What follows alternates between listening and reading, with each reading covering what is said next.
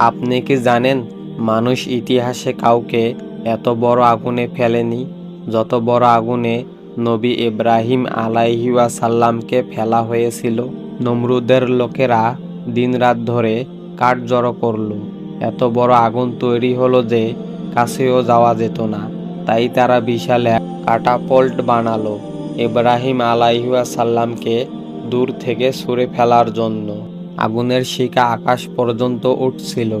সেই মুহূর্তেই আল্লাহর আদেশ নেমে এলো, হে আগুন, তুমি ঠান্ডা ও নিরাপদ হয়ে যাও।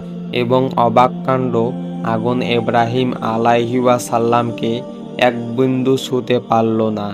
তিনি আগুনের মধ্যে ফুলের মতো শান্ত হয়ে বসেছিলেন। কেউ দেখল নিজের চোখে, তবুও বিশ্বাস করল না।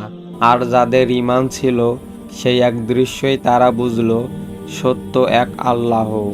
যদি আপনার ঈমান থাকে, আল্লাহ সবচেয়ে ভয়ঙ্কর জিনিসকেও আপনার জন্য নিরাপদ করতে পারেন।